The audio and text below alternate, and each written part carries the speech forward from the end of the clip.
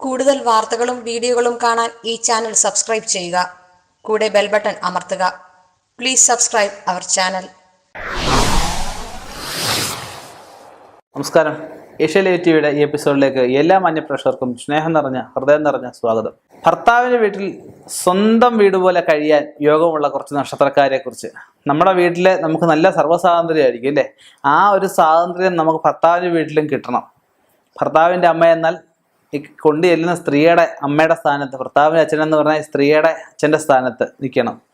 അതുപോലെ ഈ വന്നു കയറുന്ന സ്ത്രീ ആയാലും കുടുംബത്തിന് ഐശ്വര്യവും ഐക്യതയും സമാധാനവും സന്തോഷവും എല്ലാം കൊടുക്കുന്ന ഒരു സ്ത്രീ ആയിരിക്കണം. ഉത്തമയായ യുവതിയായിരിക്കണം അല്ലേ? അപ്പം ഉത്തമയായ യുവതിയെ കിട്ടാനുള്ള കുറച്ച് കാര്യങ്ങളൊക്കെ ഉണ്ട്. അത് നമുക്ക് പിന്നീട് വേറൊരു വീഡിയോയിൽ നമുക്ക് ചെയ്യാം. ഇപ്പം ഭർത്താവിൻ്റെ വീട്ടിൽ സ്വന്തം നാളുകാരെ പോലെ കഴിയാൻ യോഗമുള്ള കുറച്ച് നക്ഷത്രക്കാരുണ്ട്. ആരൊക്കെയാണെന്ന് നമുക്ക് നോക്കാം. അശ്വതി, കാർത്തിക, മകയിരം, പുണർദം, പൂരം, ചോതി, വിശാഖം, പൂരാടം, അവിട്ടം, ഉത്രട്ടാതി, രേവതി. ഈ നക്ഷത്രക്കാർക്ക് ചെന്ന് കയറുന്ന വീട്ടിലും ഐശ്വര്യങ്ങളായിരിക്കും ഉണ്ടാവുന്നത്. ചെന്ന് കയറുന്ന വീട്ടിലും ഐശ്വര്യങ്ങളുണ്ടാവും. ഇത് ചില നക്ഷത്രക്കാർക്ക് കുറച്ച് പിടിവാശിയൊക്കെ ഉണ്ടാവും കേട്ടോ. അപ്പം അത് ഒക്കെ ഒന്ന് അഡ്ജസ്റ്റ് ചെയ്ത് പോകുന്നത് സൂക്ഷിക്കുക നന്നായിരിക്കും. പിന്നെ അവൻ്റെ എത്ര ഭാഗ്യം ഉണ്ടെങ്കിലും എത്ര നന്മയുണ്ടെങ്കിലും ഒരു വാക്കുകൊണ്ട് അത് കിടത്തിക്കളയാവുന്നുള്ളതേ ഉള്ളൂ. നാക്ക് നന്നായാൽ എല്ലാം നന്നാവും അല്ലേ? പിടിവാശിയും ദേഷ്യവും വാശിയൊക്കെ കാണും. അതൊക്കെ സ്വന്തം വീട്ടിലങ്ങ് ഉപേക്ഷിച്ചിട്ട് വേണം പോകാൻ. അങ്ങനെ ഒരു ചെറിയ കാര്യം കൂടെ ശ്രദ്ധിക്കാനുണ്ട്. നമ്മൾ ചെന്ന് കയറുന്ന വീട്ടിൽ നമ്മൾ എങ്ങനെ പെരുമാറുന്നു, എന്താണ് അങ്ങോട്ട് കൊടുക്കുന്നത് അതാ ഇങ്ങോട്ട് കിട്ടുന്നത്. സ്നേഹവും നന്ദിയും കടപ്പാടും എല്ലാം അങ്ങോട്ട് കൊടുത്തു കഴിഞ്ഞാൽ ഇങ്ങോട്ടും അത് തന്നെ കിട്ടും. കൊടുക്കാതെ ആർക്കും ഒന്നും ഉയർന്ന കാലത്ത് കിട്ടത്തില്ല.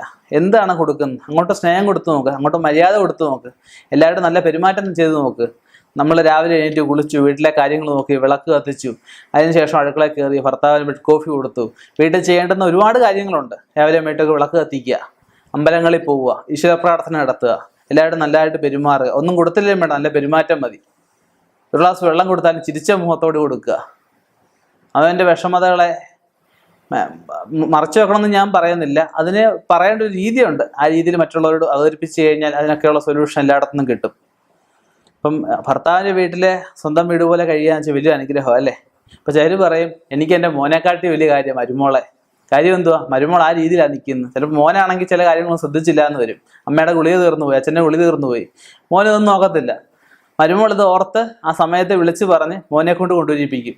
ഇതൊക്കെ എല്ലാം സ്നേഹമുള്ള കാര്യങ്ങളാണ് അല്ലേ? അതുപോലെ 10 രൂപ കൊണ്ടുവന്ന് ഭാര്യയുടെ കൊടുക്കുമ്പോൾ ഭാര്യ പറയും എൻ്റെ കയ്യിലല്ല അമ്മയുടെ കയ്യിലാണ് കൊടുക്കണ്ടേ. അത് സ്നേഹം ഉണ്ടാക്കും. ഇങ്ങനെ ഒരുപാട് കാര്യങ്ങളുണ്ട്. അപ്പം ആ വ്യക്തിബന്ധം, സ്നേഹബന്ധം അത് എന്നും കാണണം എന്നുള്ള രീതിയിൽ പ്രവർത്തിച്ചു കഴിഞ്ഞാൽ എല്ലാ കാലവും അമ്മായിയമ്മ പോലെ മരുമക്കൾ പോലെ ഇതൊന്നും ഉണ്ടായിരിക്കത്തില്ല. എല്ലാവർക്കും സ്വന്തം വീട് പോലെ നല്ല സ്വാതന്ത്ര്യത്തോടെ നല്ല സ്നേഹത്തിൽ എല്ലാം ഒത്തൊരുമയായിട്ട് ഉത്തമ കുടുംബിനിയായിട്ട് ഉത്തമ കുടുംബമായിട്ട് ആ വന്നു കയറുന്ന പെണ്ണിൻ്റെ ഭാഗ്യം പോലിരിക്കും, പെരുമാറ്റം പോലിരിക്കും എല്ലാം. ഇതിനകത്ത് പുരുഷന്മാരുടെ കാര്യം ശ്രദ്ധിക്കാനുണ്ട്. ഞാൻ പൊതുവേ നാള് പറഞ്ഞെങ്കിലും ഇതിൽ പുരുഷന്മാരുടെയും സ്ത്രീകളുടെയും ജാതകം കൂടി വിശദമായിട്ടൊന്ന് വിശകലനം ചെയ്ത് കഴിയുമ്പോൾ ജാതകത്തിൽ നോക്കി കഴിഞ്ഞാൽ നമുക്ക് സ്വഭാവമൊക്കെ അറിയാൻ പറ്റും, ഓരോരുത്തരുടെ രീതി അറിയാൻ പറ്റും. ഒരാളിനെ പ്രത്യേകിച്ച് കാണണമെന്നുമില്ല. പൊരുത്തം നോക്കാൻ പോകുമ്പോൾ പൊരുത്തം ശരിയാണെങ്കിൽ നമ്മൾ പെണ്ണ് കാണാൻ പോകത്തുള്ളൂ. അപ്പോൾ പൊരുത്തം നോക്കാൻ പോകുമ്പോൾ ഉത്തമനായ ജ്യോതിഷനോട് ചോദിക്കണം, ഇപ്പം ഈ കുട്ടിയെ കാണാൻ എങ്ങനെയുണ്ട്, ആ സ്വഭാവം എങ്ങനെയാണ്, ആ കുലീനതയുണ്ടോ, ഇതൊക്കെ ചോദിച്ച് കഴിയുമ്പോഴത്തെ എല്ലാ കാര്യങ്ങളും നമുക്ക് മനസ്സിലാവും. അപ്പോൾ ഒരാളെ സ്വഭാവം അറിഞ്ഞു കഴിഞ്ഞാൽ പിന്നെ സ്വഭാവം കുളത്തിൽ അങ്ങോട്ട് പോകേണ്ട കാര്യമില്ലല്ലോ. ജാതകം ചേരും. ഇപ്പം ഞാനായാലും ഇവിടുന്ന് നോക്കിയാൽ എന്ത് പറയും, ജാതക ചേർച്ചയുണ്ട്, പക്ഷെ സ്വഭാവം ചുറ്റുപാടുകൾ ഒക്കെ വിശദമായിട്ട് അന്വേഷിക്കാൻ പറയും. അപ്പം ഇങ്ങനെയുള്ള നല്ല യുവതികളെ കിട്ടട്ടെ, യുവതികളെ കിട്ടാൻ ഭാഗ്യം ഈശ്വരാനുഗ്രഹത്താൽ ഉണ്ടാവട്ടെ എന്ന് പ്രാർത്ഥിക്കുന്നു. ഇനിയും ഇതുപോലെയുള്ള വ്യത്യസ്തമായ നാനാവിധത്തിലുള്ള അറിവുകൾ ജനങ്ങൾക്ക് പ്രദാനം ചെയ്യുന്ന വിഷയങ്ങളുമായി കാണാം എന്ന ശുഭപ്രതീക്ഷയിൽ അവസാനിപ്പിക്കുന്നു, നിർത്തുന്നു. നന്ദി, നമസ്കാരം.